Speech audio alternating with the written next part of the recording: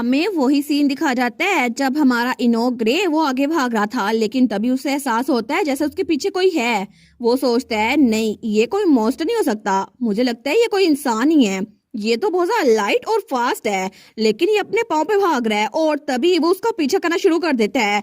वो सोचता है क्या उसने इतनी से डिस्टेंस पे मुझे नोटिस कर लिया, ये तो कोई आम सा अपोनेंट लगता ही नहीं है। और तभी वो जो कोई भी था ना, वो उसको पीछे मुड़कर देखता है, लेकिन तब हमारा इनोक अपनी तलवार निकालता है और उस पे हमला करता है और वो उसके हमले को रोकता है। लेकिन इनोक तो बार बार उस पे हमला किए जा रहा था। लेकिन तभी वहां पर मास्क में जो कोई भी था ना, वो उसको पीछे की तरफ धकेलता है उसकी तलवार समेत। तो इनोक सोचता है इसकी स्ट्रेंथ तो मुझसे भी ज्यादा है, ऐसा लगता है कि ये जो कोई भी है ना, ये अपनी तलवार को अच्छे से कंट्रोल कर सकता है, इसने मेरी ब्लेड को डिफ्लेक्ट कर दिया। मुझे ऐसा लगता तो नहीं कि यही इंसान ग्रे नाइट्स को इंजर कर रहा है, लेकिन फिर भी मैं कोई चांस लेना चाहता। तो तब हमारा इनोक उसकी तरफ तलवार करते हुए कहता है आखिर तुम यहाँ पर एम्पीरियल ऑर्डर के बगैर क्या कर रहे हो, अपना नाम और ओरिजिन बताओ।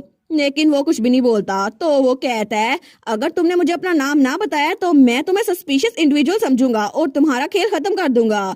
लेकिन तब भी उसके सामने जो कोई भी था ना, वो कुछ नहीं बोल रहा था। तो इनोक सोचता है कितना अजीब है ना, हम लोगों ने अपनी तलवारें भी टकराई, लेकिन मुझे ऐसा लगता तो नहीं ये मुझे मारना चाहता है। फिर भी ये आखिर मुझ पर अटैक क्यों नहीं कर रहा, तो ये मेरा पीछा कर क्यों रहा था। लेकिन अब यहाँ पर मेरे अलावा कोई भी नहीं है, तो मैं इसको खुद ही हैंडल करूंगा, मैं किसी और पे डिपेंड नहीं हो सकता। फिर भी अगर मेरे साथ कोई और होता तो जरा अच्छा होता, लेकिन चाहे मैं इस इंसान को खुद हैंडल ना कर पाऊँ ना, मैं इस सस्पिशियस फिगर को इस फॉरेस्ट में अकेला नहीं छोड़ सकता।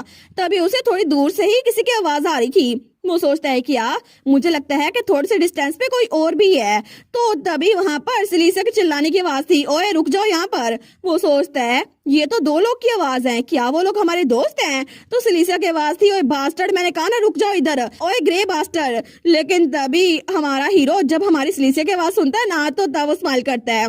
वो सोचता है शायद मुझे लगता है कि सिलीसिया के साथ मिलकर मैं इस सस्पिशियस इंसान को हरा सकता हूँ आफ्टर ऑल। लेकिन सिलीसिया तो वहां से भागती हुई आ रही थी। तो वो नाइट जो भी था ना, वो कहता है मैंने कहा दूर हो मुझसे। तो सिलीसिया कहती है तुम पागल, क्या तुम्हारा प्राइड तुम्हें खाना खिलाएगा, आखिर तुम इतना भाग क्यों रहे हो। तो तभी वो सस्पिशियस इंसान वो उसके सामने खड़ा हुआ था, वो कुछ करता ही नहीं है। लेकिन उसी वक्त वो ग्रे नाइट वहां से भाग रहा था और सिलीसिया उसको पीछे से पकड़ रही थी। और तब उसने उसको पकड़ भी लिया था और उसको धड़ाम से नीचे गिराती है। लेकिन जैसे वो इनोक को देखती है ना, जो तलवार लिए खड़ा था, वो कहती है इनोक तुम यहाँ पर क्या कर रहे हो। लेकिन इनोक तो हमारी सिलीसिया को देखकर खुश हो गया था, चाहे जितनी मर्जी लड़ाई करते रहे, लेकिन उसको देखकर उसके चेहरे पे स्माइल आ गई थी। तो तब वो ग्रे नाइट तो बेचारा ढह गया था। लेकिन सिलीसा कहती है तुम यहाँ पर क्या कर रहे हो, हर कोई ग्रे नाइट को ढूंढने के लिए क्योस में लगा हुआ है, लेकिन तुम यहाँ पर खड़े ऐसा तलवार लेकर क्या कर रहे हो। तो इनोक कहता है मैं तो बस उस सस्पिशियस इंसान से पूछ रहा था कि सिचुएशन ऐसी क्यों है। तो सिलीसा कहती है कोई भी इतना सस्पिशियस नहीं लगता, आखिर तुम किसी को ऐसे कैसे बोल सकते हो। लेकिन जैसे वो सामने देखती है ना, तो वो डर जाती है। वो कहती है ये कौन है, ये तो पक्का सस्पिशियस है। लेकिन वो ग्रे नाइट तो बेचारा नीचे गिर गया था। तो सिलीसा कहती है ओए इनोक देखो तो सही, ये हमसे क्या चाहता है। तो इनोक कहता है बिल्कुल, लेकिन क्या तुम फाइट कर सकती हो, है ना। अगर हम दोनों इकट्ठे काम करें तो मे भी हम उसको कैप्चर कर लें।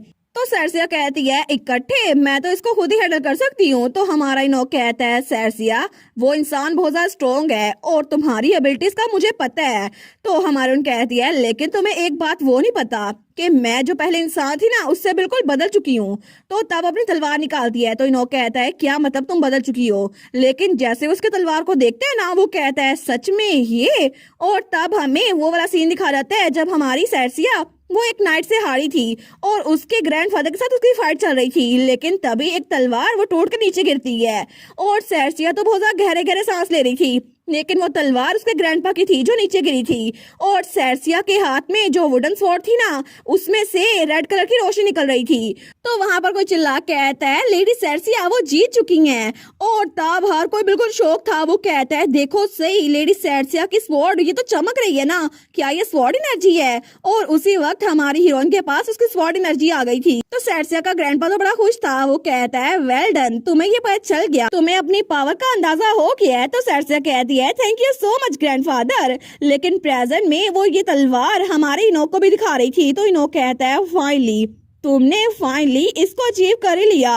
और तब वो हमारी सरसा को देखकर सोचता है ट्रेडिंग बहुत ज्यादा पेनफुल होती है, लेकिन मुझे ये बात तंग कर रही थी कि आखिर अभी तक मैं तलवार क्यों उठाए हुए हूँ, तो मैंने इसको बस जाने दिया। तो सरसा कहती है ये बहुत ज्यादा कूल लग रहा है ना। वो सोचता है मैं तब भी इस बात पे रेगरेट कर रहा था कि हमेशा सेर्सिया वो मुझसे जीतने की कोशिश करती है लेकिन मुझसे जीत क्यों नहीं पाती। लेकिन सेर्सिया को अपने आगे भागता हुआ देखना, जो कि मुझसे 2 स्टेप आगे होती है, तो मुझे अच्छा लगता है क्योंकि मुझे उसके साथ कम्पीट करना बहुत ज्यादा अच्छा लगता है।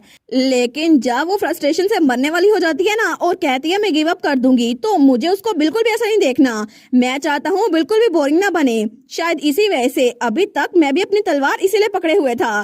तो हमारा हीरो कहता है तुम लेट हो गई हो सर। वो कह दिया ठीक है अब तुम मुझे दिखाओ ना, तुम्हारी पावर तुम्हारे पास आ गई है ना, स्वॉर्ड एनर्जी दिखाओ। तो इनो कहता है सरसिया तुम तो ऐसे कह रही हो जैसे मैं अपनी एनर्जी कहीं छोड़ आया हूँ। वो कहती है मुझे ये ना बताना कि अभी तक तुमने अपनी स्वॉर्ड एनर्जी उसको अवेक ही नहीं किया। वो कहता है ऑफ कोर्स मैंने कर ली है। और तब अपनी तलवार के अंदर अपनी एनर्जी डालता है और उसकी ब्लू कलर की एनर्जी थी। वो कहता है देखा मैंने भी ये कर दिखाया। तो सरसिया उसकी एनर्जी को देखती है, वो सोचती है ठीक है चलो अब हम दोनों इक्वल हैं।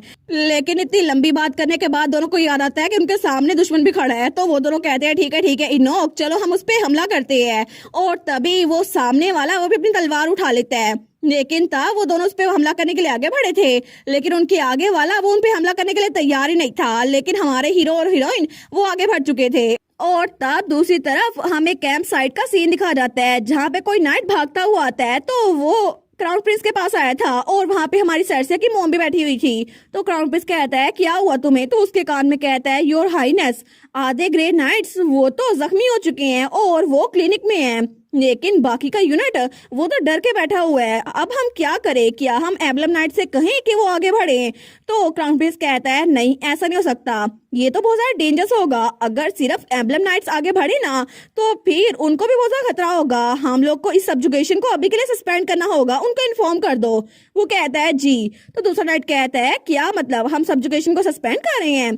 तो क्राउन प्रिंस कहता है हम लोग कल दोबारा से मॉन्स्टर्स पे हमला करने के लिए तैयार होंगे, तो अभी के लिए जाओ और रेस्ट करो।